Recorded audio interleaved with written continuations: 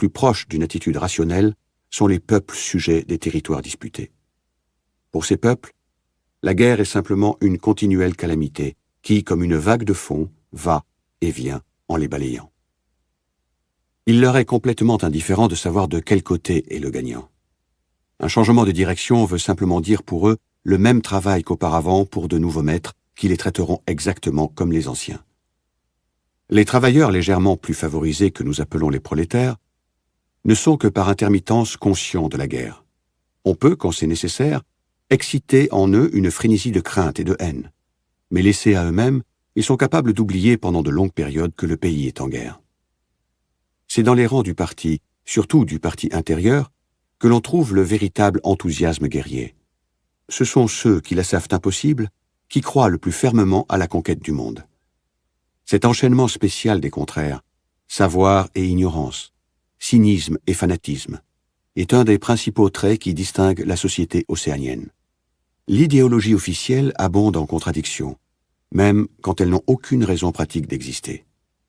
Ainsi, le parti rejette et diffame tous les principes qui furent à l'origine du mouvement socialiste. Mais il prétend agir ainsi au nom du socialisme. Il prêche envers la classe ouvrière un mépris dont depuis des siècles il n'y a pas d'exemple. Mais il revêt ses membres d'un uniforme qui, à une époque, appartenait aux travailleurs manuels et qu'il a adopté pour cette raison. Il mine systématiquement la solidarité familiale, mais il baptise son chef d'un nom qui est un appel direct au sentiment de loyauté familiale. Les noms mêmes des 4 ministères qui nous dirigent font ressortir une sorte d'impudence dans le renversement délibéré des faits. Le ministère de la paix s'occupe de la guerre, celui de la vérité, des mensonges, celui de l'amour, de la torture, celui de l'abondance, de la famine.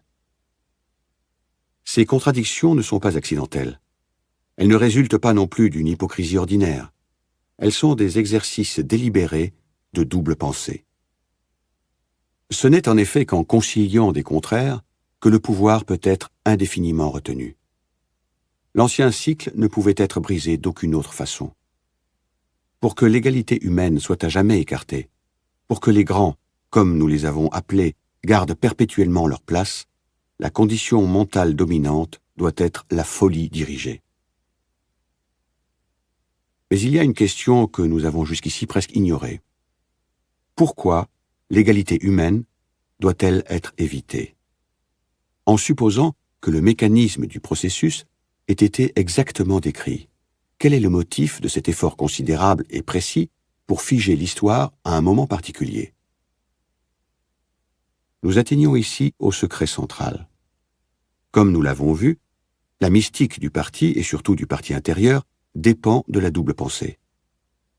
Mais c'est plus profondément que gît le motif originel. L'instinct jamais discuté, qui conduisit d'abord à s'emparer du pouvoir, puis fit naître la double pensée, la police de la pensée, la guerre continuelle et tous les autres attirails nécessaires. Ce motif consiste en réalité... Winston prit conscience du silence, comme on devient conscient d'un nouveau son.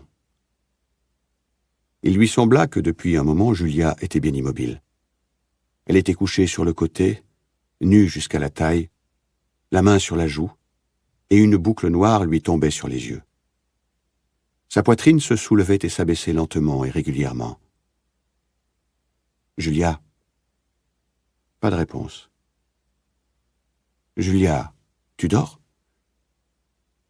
Pas de réponse. Elle était endormie. Il ferma le livre, le déposa soigneusement sur le parquet, se coucha et tira la couverture sur eux deux. Il pensa qu'il n'avait pas encore appris l'ultime secret. Il comprenait comment, il ne comprenait pas pourquoi. Le chapitre 1, comme le chapitre 3, ne lui avait en réalité rien appris qu'il ne sût auparavant. Il avait simplement systématisé le savoir qu'il possédait déjà.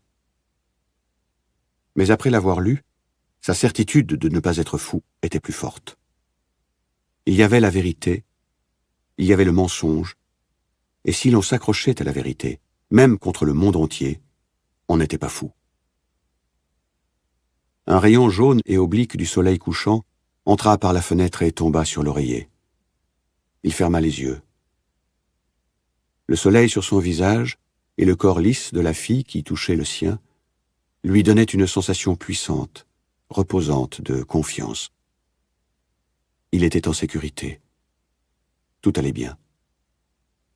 Il s'endormit en murmurant « Il ne peut y avoir de statistiques de la santé mentale », avec l'impression que cette remarque contenait une profonde sagesse.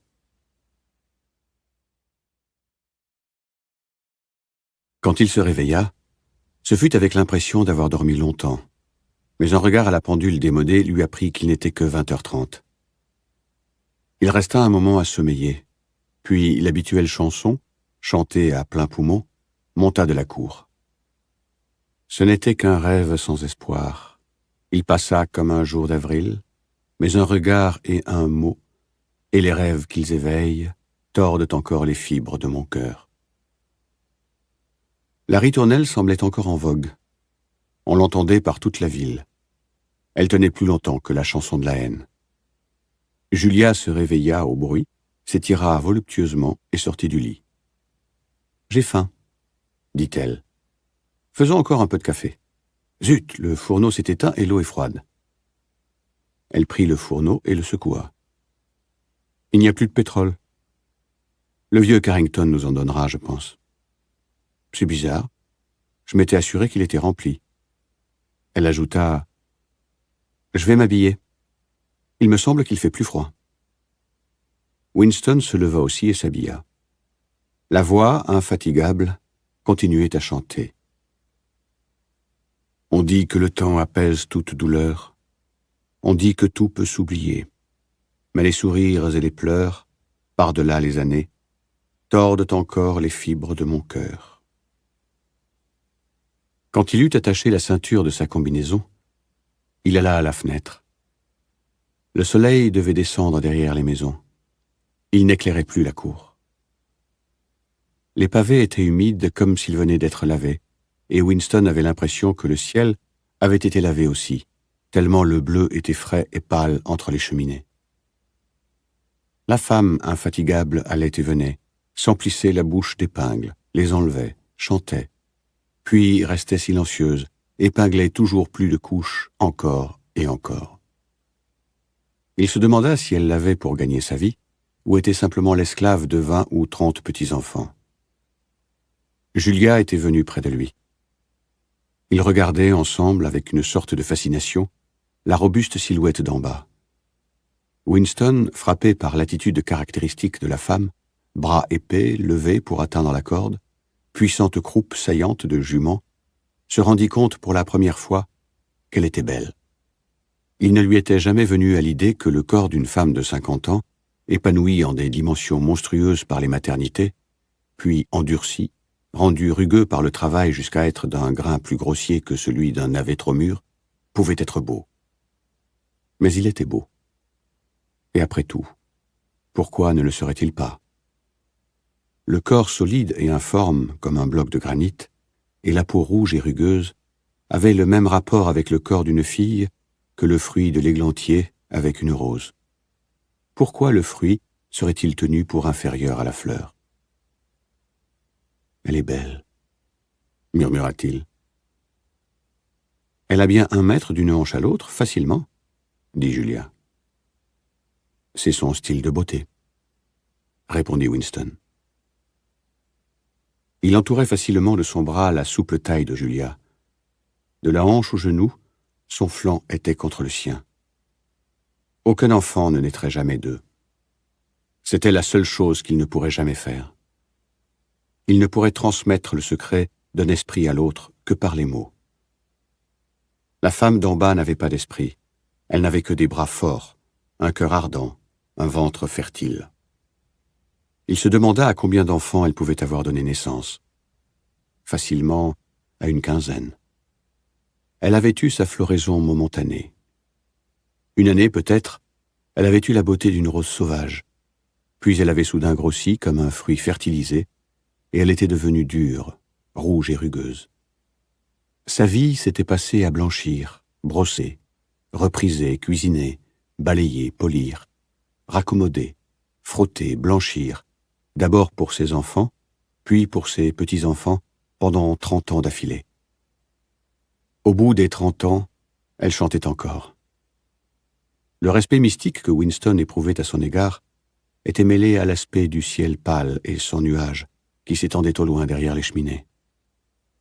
Winston pensa qu'il était étrange que tout le monde partageât le même ciel, en Estasia et en Eurasia, comme en Océania. Et les gens qui vivaient sous le ciel étaient tous semblables.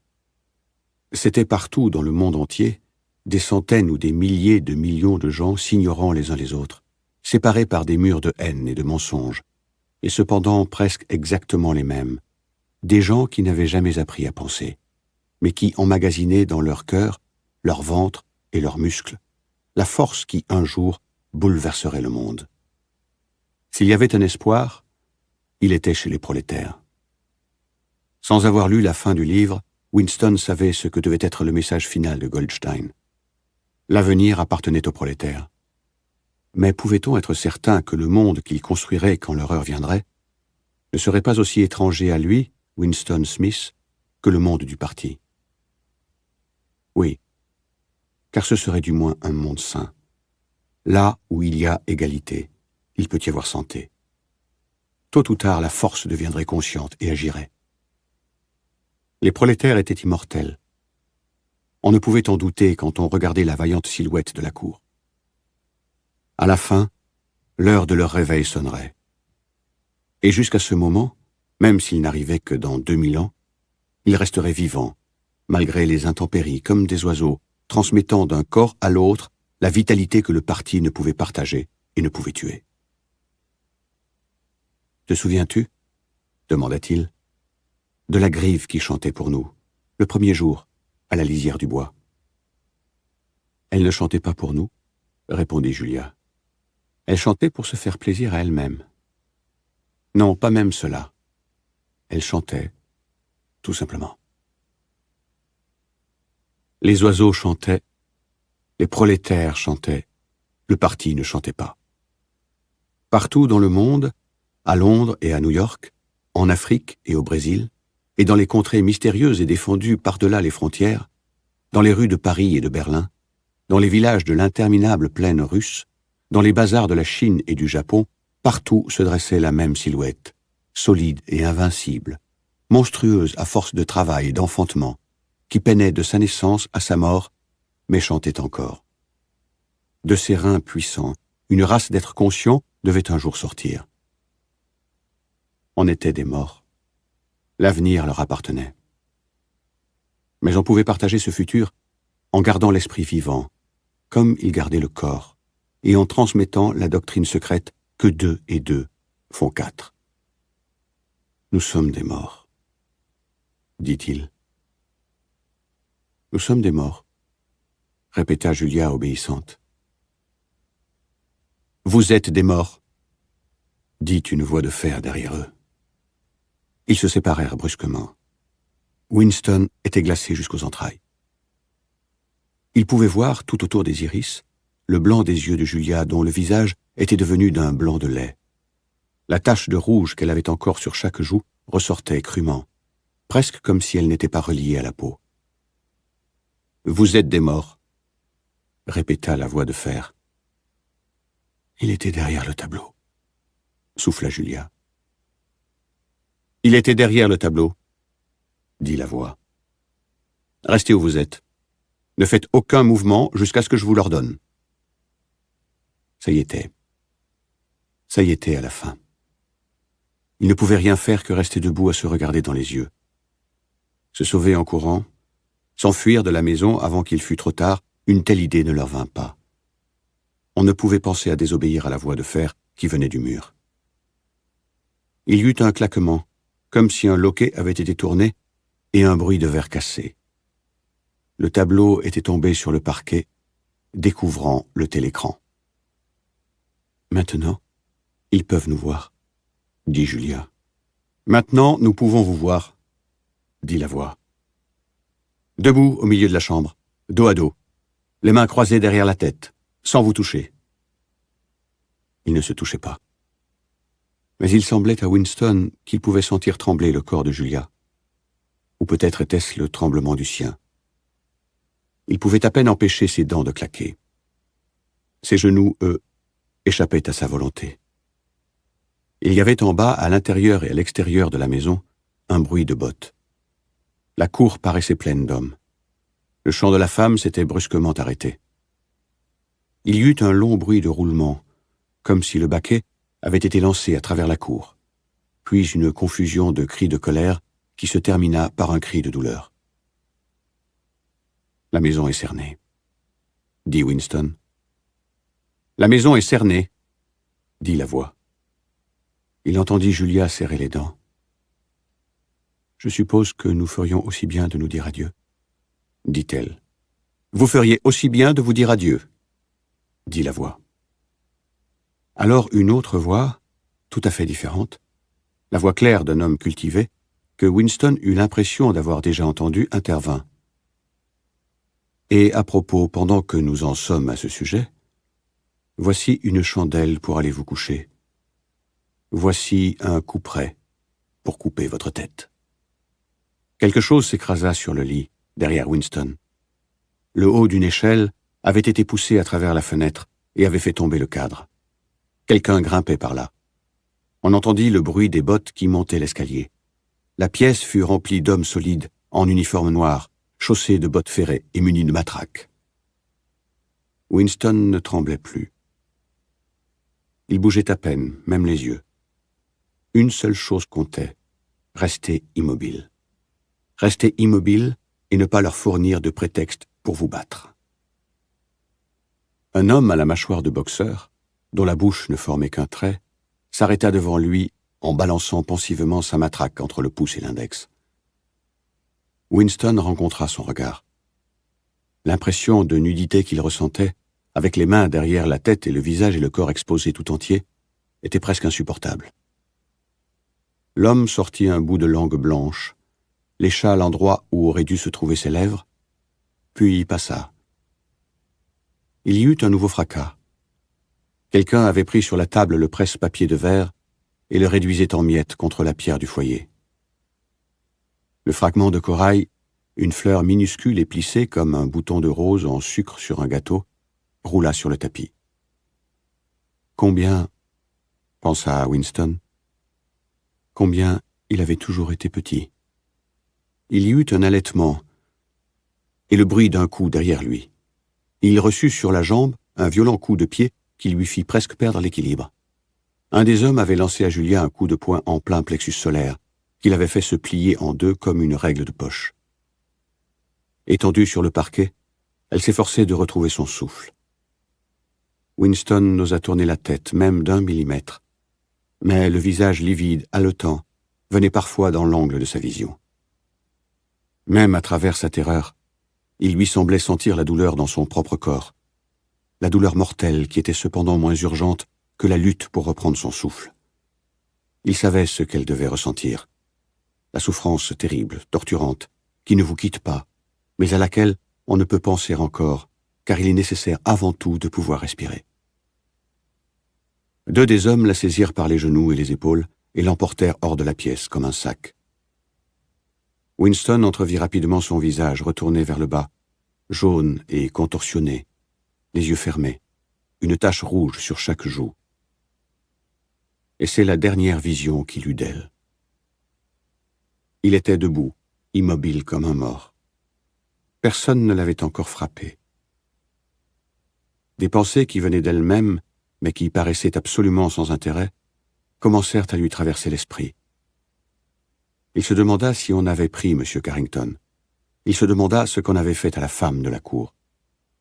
Il remarqua qu'il avait une forte envie d'uriner, et s'en étonna, car il n'y avait que 2 ou 3 heures qu'il avait uriné. Il vit que l'aiguille de la pendule indiquait le chiffre 9, ce qui signifiait 21 heures. Mais la lumière semblait trop vive. Est-ce qu'à 21 heures, la lumière ne diminuait pas par les soirs d'août? Il se demanda si, après tout, Julia et lui ne s'étaient pas trompés d'heure, s'ils n'avaient pas dormi pendant que l'aiguille faisait le tour du cadran, et pensait qu'il était 20h30, alors qu'en réalité, on était au lendemain matin, 8h30. Mais il ne suivit pas plus loin le fil de cette idée. Ce n'était pas intéressant. Il y eut sur le palier un pas plus léger. M. Carrington entra. Le maintien des hommes en uniforme noir se fit soudain plus modéré. L'aspect de M. Carrington avait aussi changé. « Ramassez ces morceaux », dit-il brièvement. Un homme se baissa pour obéir. L'accent faubourien avait disparu. Winston comprit soudain quelle voix il avait entendue au télécran il y avait quelques minutes. M. Carrington portait encore sa vieille jaquette de velours, mais ses cheveux, qui avaient été presque blancs, étaient devenus noirs. Il ne portait pas non plus de lunettes. Il lança un seul coup d'œil aigu à Winston, comme pour vérifier son identité, puis ne fit plus attention à lui. Il était reconnaissable, mais il n'était plus le même individu. Son corps s'était redressé et semblait avoir grossi. Son visage n'avait subi que de minuscules modifications, mais elles avaient opéré une transformation complète. Les sourcils noirs étaient moins touffus, les rides étaient effacées, toutes les lignes du visage semblaient avoir changé. Même le nez semblait plus court. C'était le visage froid et vigilant d'un homme d'environ 35 ans. Winston pensa que pour la première fois de sa vie, il regardait en connaissance de cause un membre de la police de la pensée.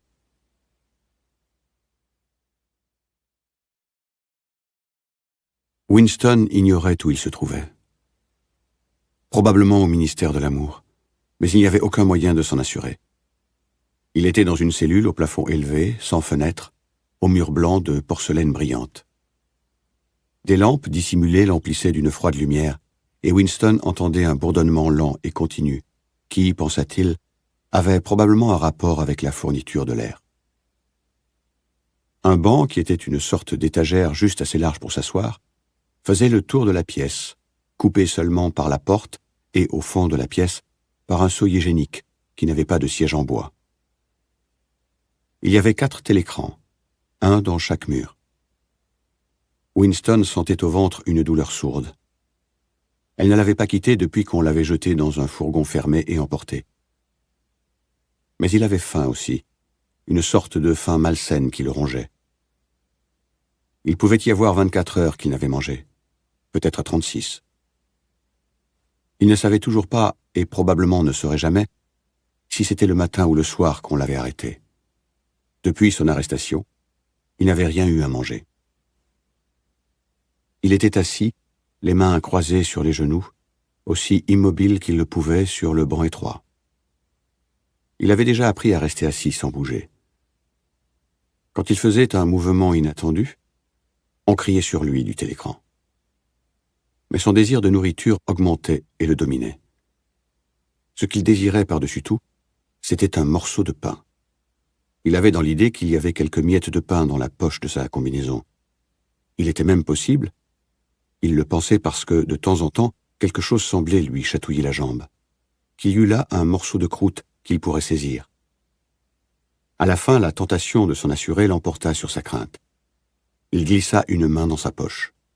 « Smith » glapit une voix au télécran. « 6079. Smith W.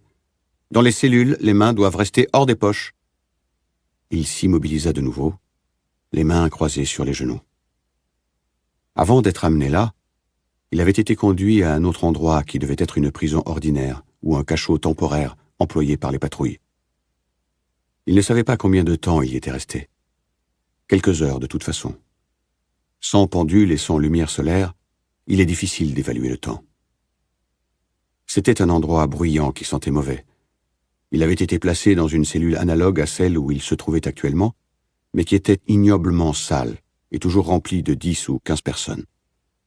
C'étaient en majorité des criminels ordinaires, mais parmi eux, il y avait quelques prisonniers politiques. Il était resté assis, silencieux, adossé au mur. Bousculé par des corps sales, trop préoccupé par sa peur et son mal au ventre pour s'intéresser beaucoup à ce qui l'entourait. Il avait cependant noté l'étonnante différence entre le maintien des prisonniers du parti et celui des autres. Les prisonniers du parti étaient toujours silencieux et terrifiés. Mais les criminels ordinaires ne semblaient avoir peur de personne.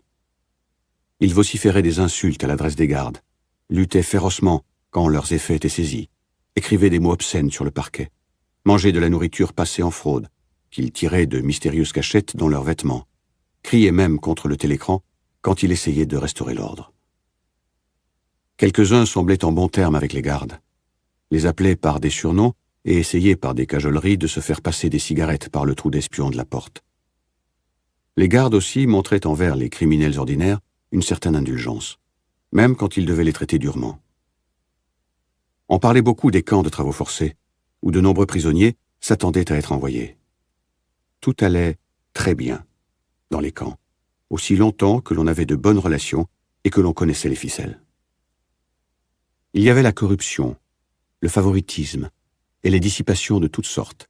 Il y avait l'homosexualité et la prostitution. Il y avait même l'alcool illicite obtenu par la distillation des pommes de terre.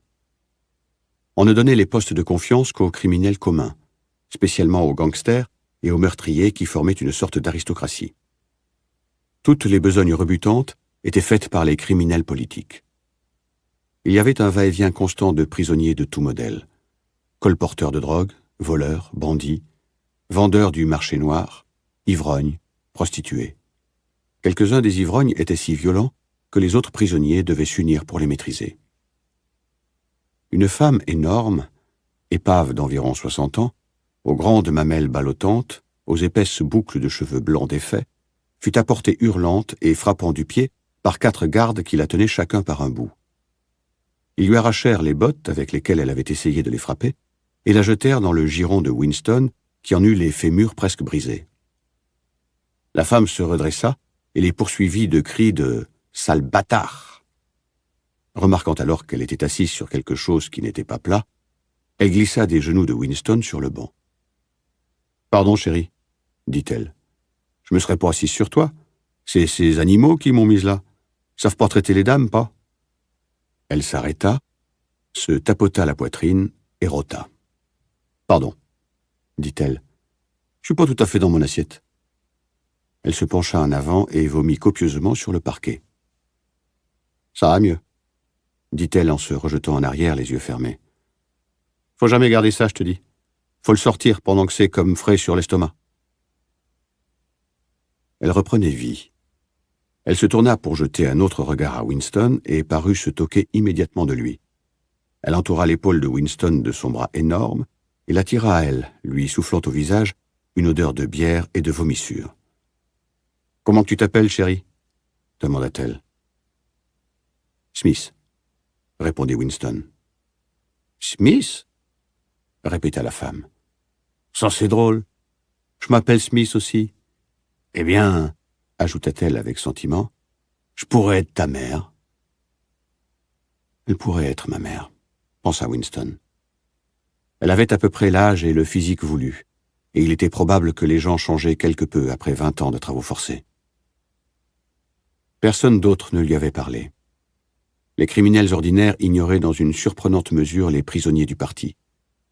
Ils les appelaient les polites, avec une sorte de mépris indifférent. Les prisonniers du parti paraissaient terrifiés de parler à qui que ce soit, et surtout de se parler entre eux.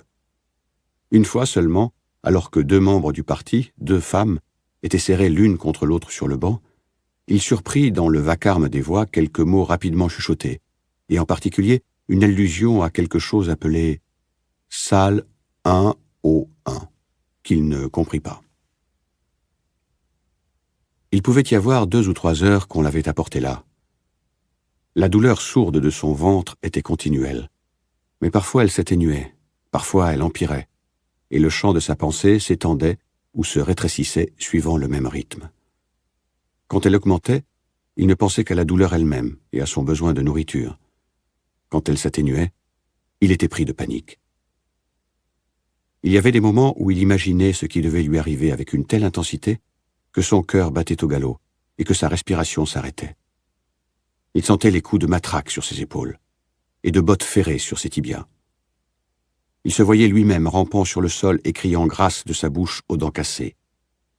Il pensait à peine à Julia. Il ne pouvait fixer son esprit sur elle. Il l'aimait et ne la trahirait pas, mais ce n'était qu'un fait, qu'il connaissait comme il connaissait les règles de l'arithmétique. Il ne sentait aucun amour pour elle, et se demandait même à peine ce qu'elle devenait. Il pensait plus souvent à O'Brien, avec un espoir vacillant. O'Brien devait savoir qu'il avait été arrêté. La fraternité, avait-il dit, n'essayait jamais de sauver ses membres. Mais il y avait la lame de rasoir. On lui enverrait une lame de rasoir si on pouvait. Il y aurait peut-être 5 secondes avant que les gardes puissent se précipiter dans la cellule. La lame lui mordrait la chair avec une froideur brûlante, et les doigts même qui la tenaient seraient coupés jusqu'à l'os. Tout revenait à son corps malade qui se recroquevillait en tremblant devant la moindre souffrance. Il n'était pas certain de pouvoir se servir de la lame de rasoir, même s'il en avait l'occasion. Il était plus naturel de vivre chaque moment en acceptant 10 minutes supplémentaires d'existence, même avec la certitude que la torture était au bout. Il essayait parfois de compter le nombre de carreaux de porcelaine des murs de la cellule.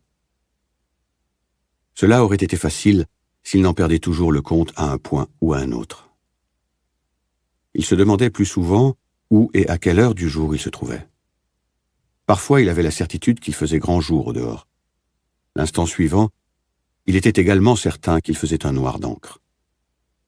Il sentait instinctivement qu'en ce lieu, la lumière ne serait jamais éteinte.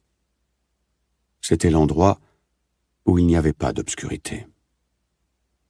Il comprenait maintenant pourquoi O'Brien avait semblé reconnaître l'allusion. Au ministère de l'amour, il n'y avait pas de fenêtre. Sa cellule pouvait être au cœur de l'édifice ou contre le mur extérieur. Elle pouvait se trouver 10 étages sous le sol ou 30 au-dessus. Il se déplaçait lui-même mentalement d'un lieu à un autre et essayait de déterminer par ses sensations s'il était haut perché dans l'air ou profondément enterré. Il y eut au dehors un piétinement de bottes. La porte d'acier s'ouvrit avec un son métallique. Un jeune officier, luisant de cuir verni, nette silhouette en uniforme noir dont le visage pâle, aux traits précis, était comme un masque de cire, entra rapidement. Il ordonna aux gardes d'amener le prisonnier qu'il conduisait. Le poète Amplefort se traîna dans la cellule. La porte se referma avec le même bruit métallique. Il fit 1 ou 2 mouvements incertains à droite et à gauche, comme s'il pensait qu'il y eût une autre porte pour s'en aller, puis il se mit à marcher dans la cellule de long en large. Il n'avait pas encore remarqué la présence de Winston. Ses yeux troubles étaient fixés sur le mur à 1 mètre environ au-dessus du niveau de la tête de Winston. Il n'avait pas de chaussures. Des orteils longs et sales passaient par les trous de ses chaussettes. Il y avait aussi plusieurs jours qu'il ne s'était rasé. Une barbe drue lui couvrait le visage jusqu'aux pommettes et lui donnait un air apache qui ne s'harmonisait pas avec sa grande carcasse faible et ses mouvements nerveux. Winston se réveilla un peu de sa léthargie. Il fallait parler à Amplefort et risquer le glapissement du télécran. Amplefort était peut-être même porteur de la lame de rasoir. « Amplefort !» dit-il. Il n'y eut pas de cri au télécran. Amplefort s'arrêta, avec un faible sursaut. Son regard se posa lentement sur Winston. « Oh, Smith, dit-il. Vous aussi. Pourquoi vous a-t-on mis dedans?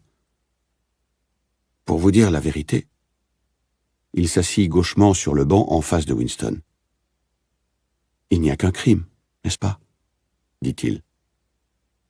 Et vous l'avez commis. Apparemment. Il se posa la main sur le front et se pressa les tempes un moment comme s'il essayait de rappeler ses souvenirs. Ce sont des choses qui arrivent, commença-t-il vaguement.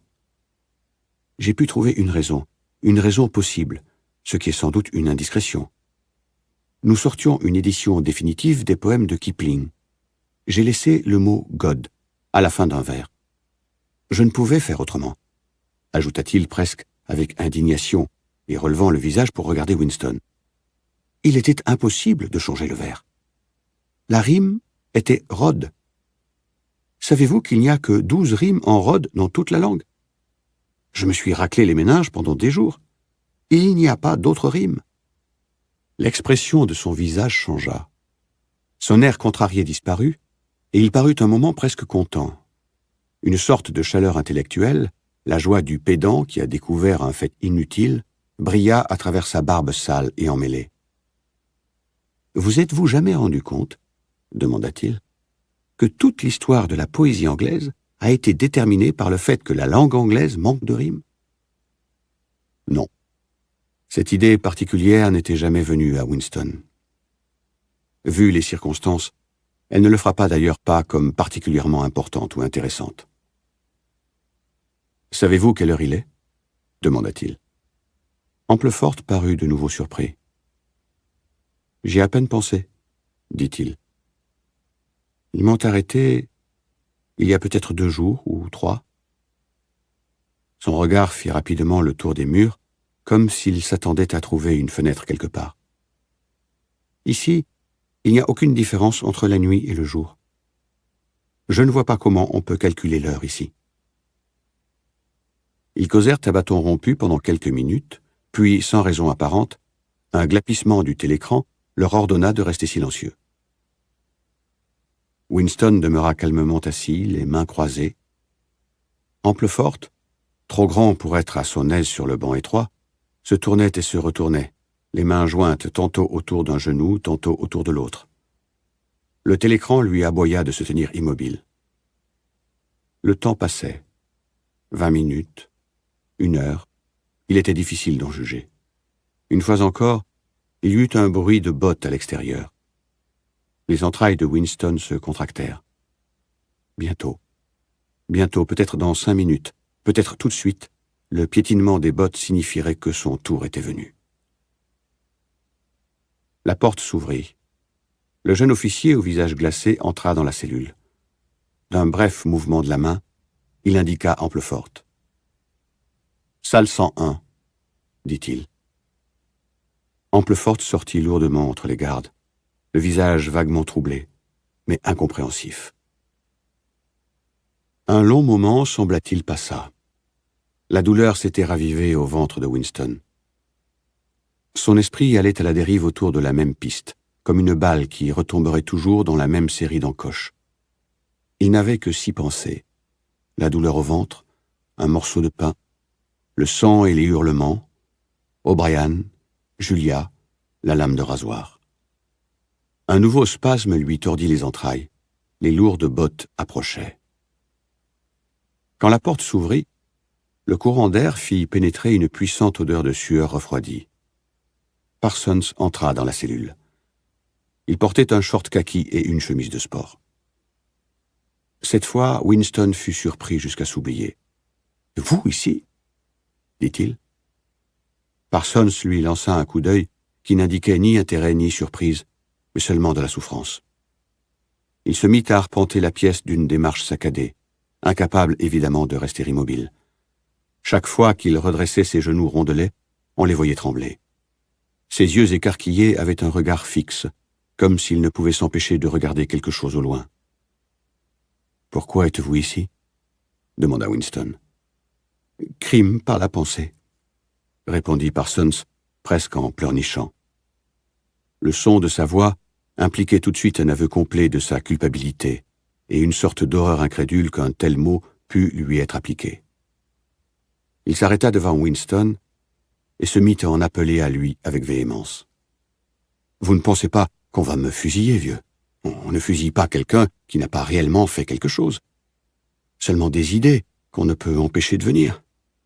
Je sais qu'ils donnent un bon avertissement. Oh, j'ai confiance en eux pour cela. Mais ils tiendront compte de mes services, n'est-ce pas? Vous savez quelle sorte de type j'étais? Pas un mauvais bougre dans mon genre. Pas intellectuel, bien sûr, mais adroit. J'essayais de faire de mon mieux pour le parti, n'est-ce pas? Je m'en tirerai avec 5 ans. Ne croyez-vous pas? Ou peut-être 10 ans. Un type comme moi peut se rendre assez utile dans un camp de travail. Ils ne me tueront pas pour avoir quitté le droit chemin juste une fois. « Êtes-vous coupable ?» demanda Winston. « Bien sûr, je suis coupable !» cria Parsons avec un coup d'œil servile au télécran. « Vous ne pensez pas que le parti arrêterait un innocent, n'est-ce pas ?» Son visage de grenouille se calma et prit même une légère expression de dévotion hypocrite. « Le crime par la pensée est une terrible chose, vieux, dit-il sentencieusement. Il est insidieux. Il s'empare de vous sans que vous le sachiez. Savez-vous comment il s'est emparé de moi? Dans mon sommeil. Oui, c'est un fait. J'étais là, à me surmener, à essayer de faire mon boulot, sans savoir que j'avais dans l'esprit un mauvais levain. Et je me suis mis à parler en dormant. Savez-vous ce qu'ils m'ont entendu dire? Il baissa la voix comme quelqu'un obligé, pour des raisons médicales, de dire une obscénité. Ah bah, Big Brother. Ouais, j'ai dit cela. Et je l'ai répété maintes et maintes fois, paraît-il. Entre nous, je suis content qu'il m'ait pris avant que cela aille plus loin. Savez-vous ce que je leur dirai quand je serai devant le tribunal? Merci, vais-je dire. Merci de m'avoir sauvé avant qu'il soit trop tard. Qui vous a dénoncé? Demanda Winston. C'est ma petite fille, répondit Parsons avec une sorte d'orgueil mélancolique. Elle écoutait par le trou de la serrure. Elle a entendu ce que je disais, et dès le lendemain, elle filait chez les gardes. Fort, hein? Pour une gamine de 7 ans, pas? Je ne lui en garde aucune rancune. En fait, je suis fier d'elle. Cela montre en tout cas que je l'ai élevée dans les bons principes. Il fit encore quelques pas de long en large d'une démarche saccadée, et jeta plusieurs fois un coup d'œil d'envie à la cuvette hygiénique. Puis, soudain, il baissa son short et se mit nu. « Pardon, vieux, » dit-il. « Je ne peux m'en empêcher. C'est l'attente. » Il laissa tomber son lourd postérieur sur la cuvette. Winston se couvrit le visage de ses mains. « Smith !» glapit la voix du télécran. « 6079. Smith W. Découvrez votre figure. Pas de visage couvert dans les cellules. » Winston se découvrit le visage. Parsons se servit de la cuvette bruyamment et abondamment. Il se trouva que la bonde était défectueuse, et la cellule pua largement pendant des heures. Parsons fut emmené. D'autres prisonniers vinrent et repartirent mystérieusement. L'une, une femme, fut envoyée dans la salle 101, et Winston remarqua qu'elle parut se ratatiner et changer de couleur quand elle entendit ces mots. Il vint un moment où, s'il avait été amené un matin, ce devait être l'après-midi. Mais s'il avait été amené l'après-midi, ce devait être minuit. Il y avait dans la cellule 6 prisonniers, hommes et femmes. Tous étaient assis immobiles. En face de Winston se trouvait un homme au visage sans menton, tout en dents, exactement comme un gros rongeur inoffensif. Ses joues grasses et tachetées étaient si gonflées à la base qu'on pouvait difficilement ne pas imaginer qu'il avait, rangé là, de petites réserves de nourriture. Ses pâles yeux gris erraient timidement d'un visage à l'autre et se détournaient rapidement quand il rencontrait un regard. La porte s'ouvrit et un autre prisonnier dont l'aspect fit frissonner Winston fut introduit. C'était un homme ordinaire, d'aspect misérable, qui pouvait avoir été un ingénieur ou un technicien quelconque. Mais ce qui surprenait, c'était la maigreur de son visage. Il était comme un squelette. La bouche et les yeux, à cause de sa minceur, semblaient d'une largeur disproportionnée, et les yeux paraissaient pleins d'une haine meurtrière, inapaisable, contre quelqu'un ou quelque chose. L'homme s'assit sur le banc à peu de distance de Winston. Winston ne le regardait plus, mais le visage squelettique et tourmenté était aussi vivant dans son esprit que s'il l'avait eu sous les yeux. Il comprit soudain de quoi il s'agissait. L'homme mourait de faim. La même pensée sembla frapper en même temps tout le monde dans la cellule. Tout autour de la pièce, il y eut un faible mouvement sur le banc. Les yeux de l'homme sans menton ne cessaient de se diriger vers l'homme au visage de squelette et de se détourner d'un air coupable. Puis, cédant à une irrésistible attraction, de revenir à l'homme. Il commença par s'agiter sur son siège. À la fin, il se leva, traversa la cellule d'une démarche lourde de canard, fouilla dans la poche de sa combinaison et, d'un air confus, tendit à l'homme au visage de squelette un morceau de pain sale. Il y eut au télécran un hurlement furieux et assourdissant. L'homme sans menton revint en bondissant sur ses pas. L'homme au visage de squelette avait rapidement lancé ses mains en arrière, comme pour montrer au monde entier qu'il refusait le don. Bumstead, hurla la voix. 2713, Bumstead, laissez tomber le morceau de pain. L'homme sans menton laissa tomber le bout de pain sur le sol. Restez debout, là où vous êtes, reprit la voix, face à la porte. Ne faites aucun mouvement. L'homme sans menton obéit. Ses larges joues gonflées tremblaient irrésistiblement. La porte s'ouvrit avec un claquement. Le jeune officier entra et se plaça de côté. Derrière lui émergea un garde court et trapu, aux bras et aux épaules énormes. Il s'arrêta devant l'homme sans menton, puis, à un signal de l'officier, laissa tomber un terrible coup, renforcé de tout le poids de son corps, en plein sur la bouche de l'homme sans menton. La force du coup sembla, en l'assommant, presque le vider du parquet. Son corps fut lancé à travers la cellule et s'arrêta contre la cuvette du water. Il resta un moment étendu, comme anéanti, tandis que du sang d'un rouge foncé lui sortait de la bouche et du nez. Il poussa un très faible gémissement ou glapissement, qui semblait inconscient. Puis il se tourna et se releva en trébuchant sur les mains et les genoux. Dans un ruisseau de sang et de salive, les deux moitiés d'un dentier lui tombèrent de la bouche. Les prisonniers étaient restés assis, absolument immobiles, les mains croisées sur les genoux. L'homme sans menton grimpa jusqu'à sa place. Au bas d'un côté de son visage, la chair devenait bleue. Sa bouche s'était enflée en une masse informe couleur cerise, creusée en son milieu d'un trou noir. De temps en temps, un peu de sang coulait goutte à goutte sur le haut de sa combinaison. Le regard de ses yeux gris flottait encore d'un visage à l'autre d'un air plus coupable que jamais, comme s'il essayait de découvrir jusqu'à quel point les autres le méprisaient pour l'humiliation qu'on lui avait infligée. La porte s'ouvrit. D'un geste bref, l'officier désigna l'homme au visage de squelette. « Salle 101, dit-il. Il y eut un halètement et une agitation à côté de Winston. L'homme s'était jeté sur le parquet à genoux et les mains jointes. « Camarade officier !» cria-t-il. « Vous n'allez pas me conduire là. Est-ce que je ne vous ai pas déjà tout dit? Que voulez-vous savoir d'autre? Il n'y a rien que je ne veuille vous confesser, rien. Dites-moi seulement ce que vous voulez. Je le confesserai tout de suite. Écrivez-le et je signerai n'importe quoi. Pas la salle 101. Salle 101, répéta l'officier. Le visage de l'homme, déjà très pâle, prit une teinte que Winston n'aurait pas cru possible. C'était d'une manière précise, indubitable, une nuance verte. « Faites-moi n'importe quoi !» cria-t-il. « Vous m'avez affamé pendant des semaines.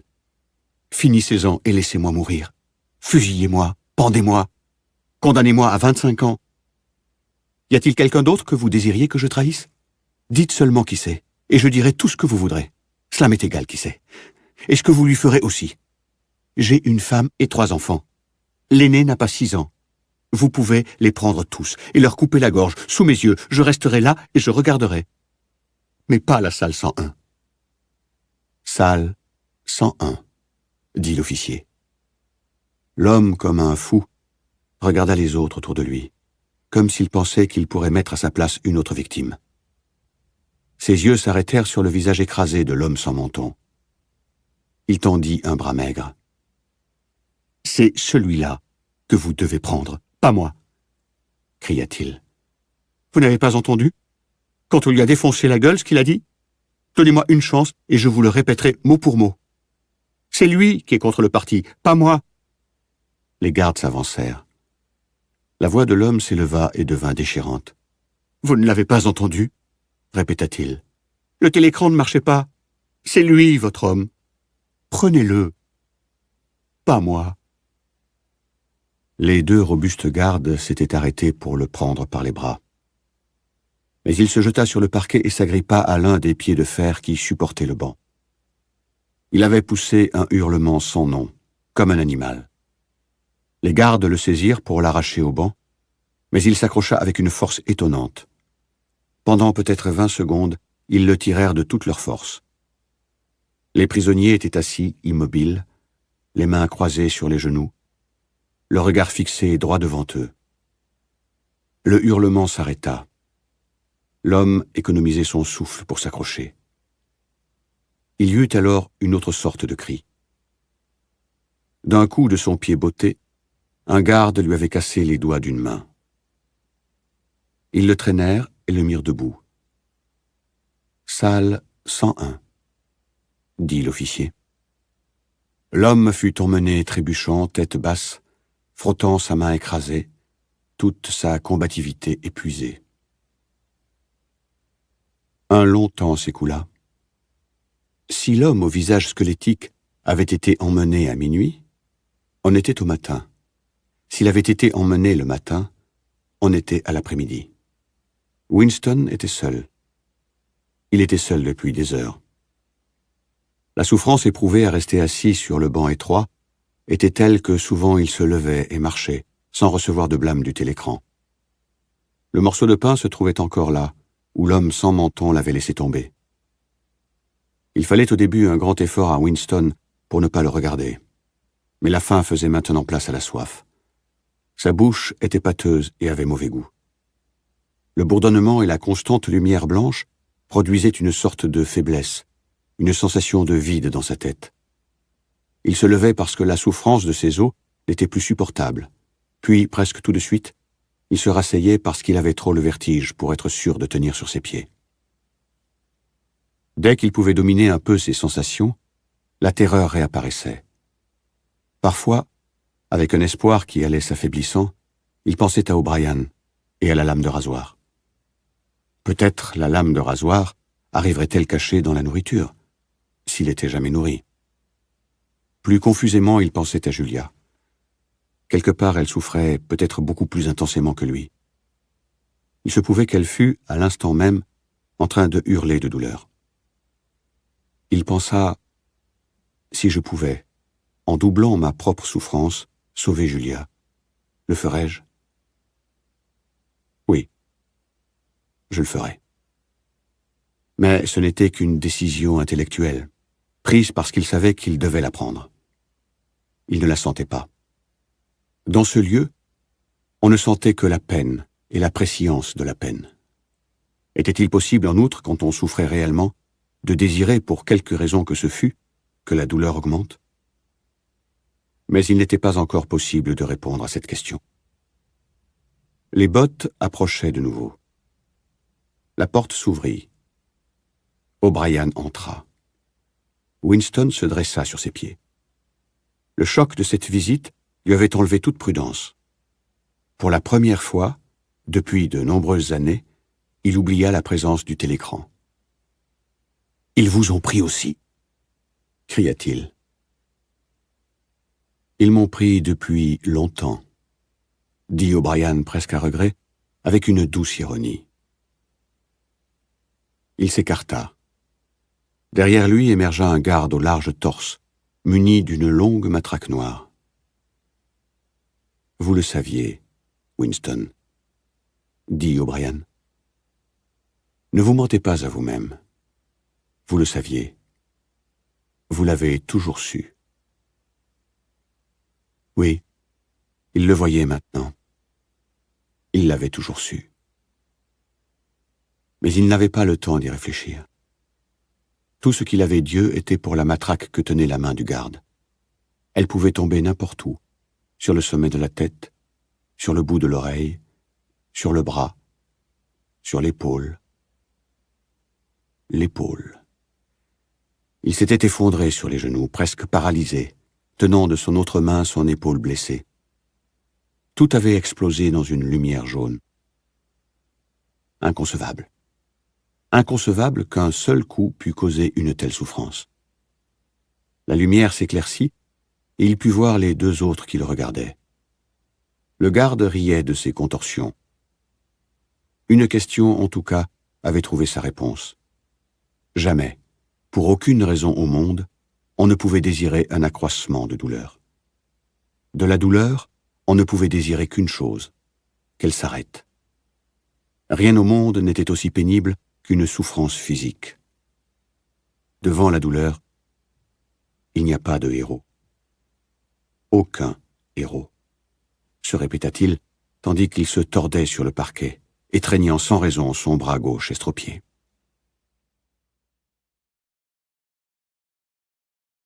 Winston était couché sur quelque chose qui lui donnait l'impression d'être un lit de camp, sauf qu'il était plus élevé au-dessus du sol. Winston était attaché de telle façon qu'il ne pouvait bouger.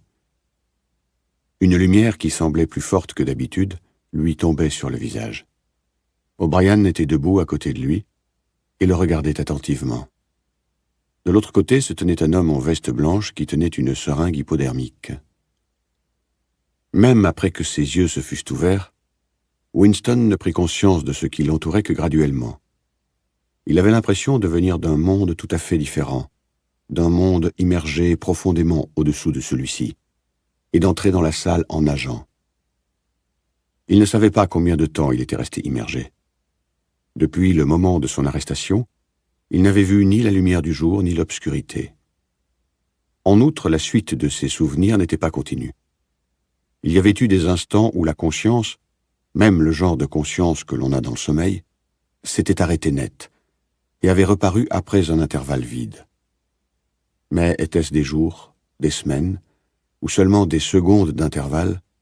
Il n'y avait aucun moyen de le savoir. Le cauchemar avait commencé avec ce premier coup sur l'épaule.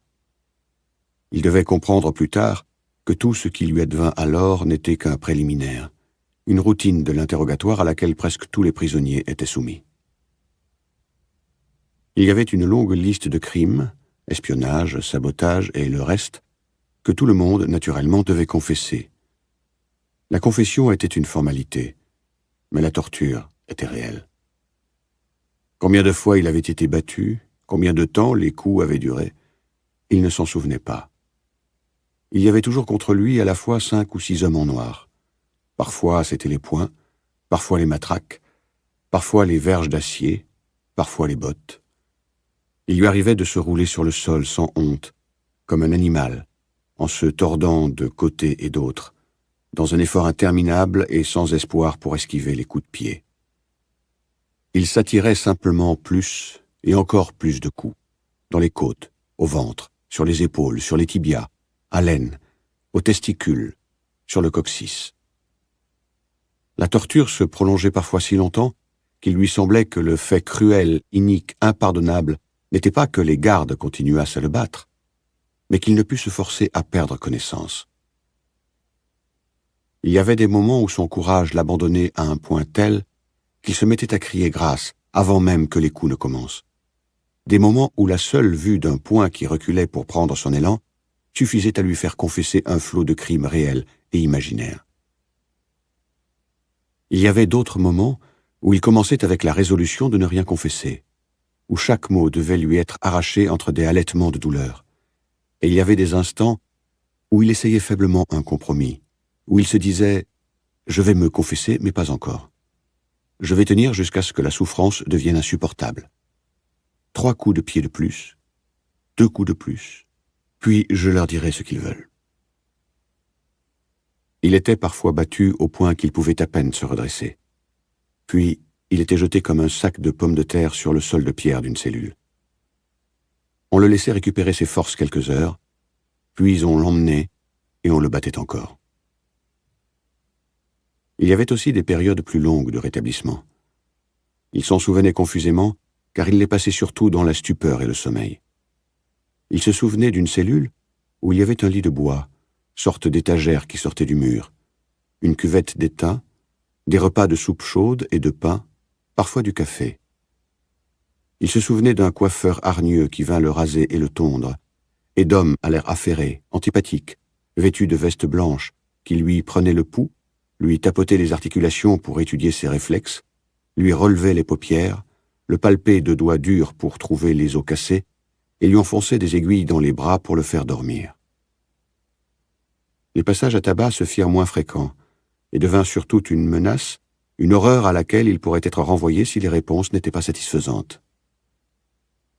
Ceux qui l'interrogeaient maintenant n'étaient pas des brutes en uniforme noir, mais des intellectuels du parti, de petits hommes rondelets aux gestes vifs et aux lunettes brillantes, qui le travaillaient pendant des périodes qui duraient, il le pensait mais ne pouvait en être sûr, 10 ou 12 heures d'affilée.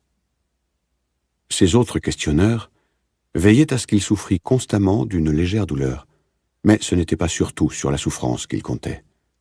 Ils le giflaient, lui tordaient les oreilles, lui tiraient les cheveux, l'obligeaient à se tenir debout sur un pied, lui refusaient la permission d'uriner, l'aveuglaient par une lumière éblouissante jusqu'à ce que l'eau lui coulât des yeux.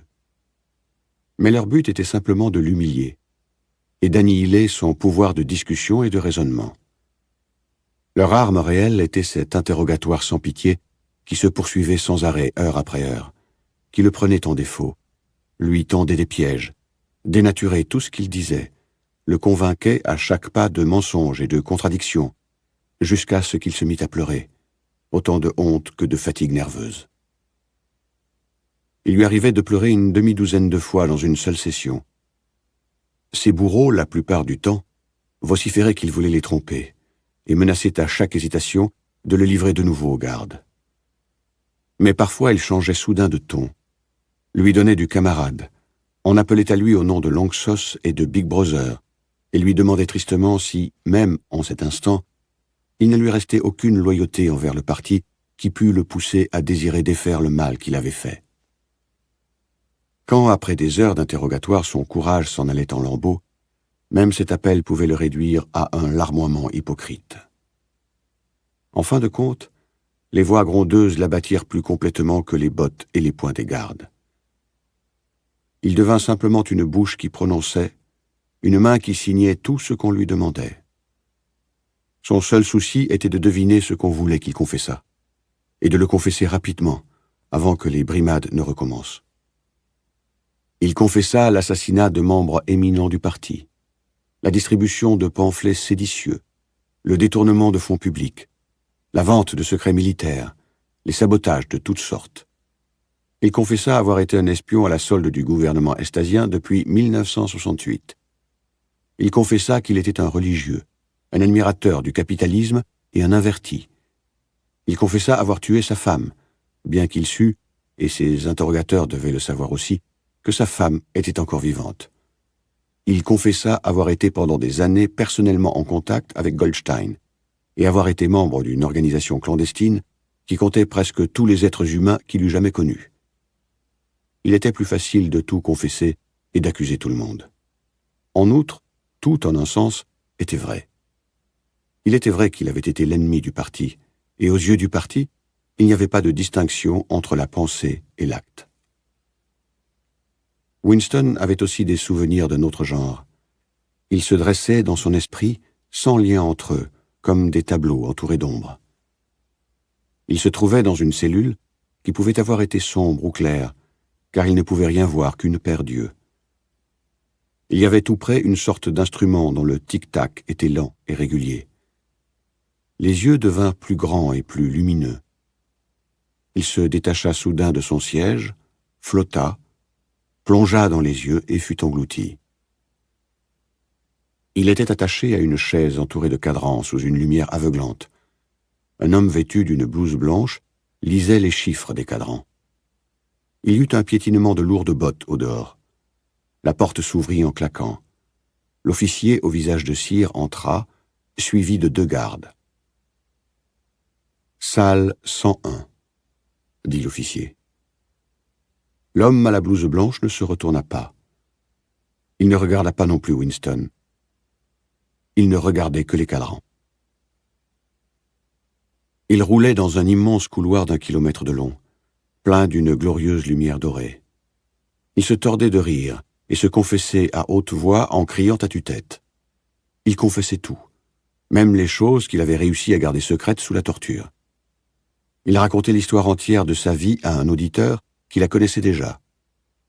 Il y avait près de lui les gardes, les autres questionneurs, les hommes en blouse blanche, O'Brien, Julia, M. Carrington. Tous descendaient le corridor en roulant et se tordaient de rire. Une chose terrifiante, que l'avenir gardait en réserve, avait en quelque sorte été laissée de côté et ne s'était pas produite. Tout allait bien. Il n'y avait plus de souffrance. Le plus petit détail de sa vie était mis à nu, compris, pardonné. Il se levait précipitamment de son lit de planche, à peu près certain d'avoir entendu la voix d'O'Brien. Pendant tout son interrogatoire, bien qu'il ne l'eût jamais vu, il avait eu l'impression qu'O'Brien était à ses côtés, juste hors de sa vue. C'était O'Brien qui dirigeait tout. C'était O'Brien qui lançait les gardes sur lui et qui les empêchait de le tuer. C'était lui qui décidait à quel moment on devait le faire crier de souffrance, à quel moment on devait lui laisser un répit, quand on devait le nourrir, quand on devait le laisser dormir, quand on devait lui injecter des drogues dans le bras. C'était lui qui posait les questions et suggérait les réponses. Il était le tortionnaire, le protecteur.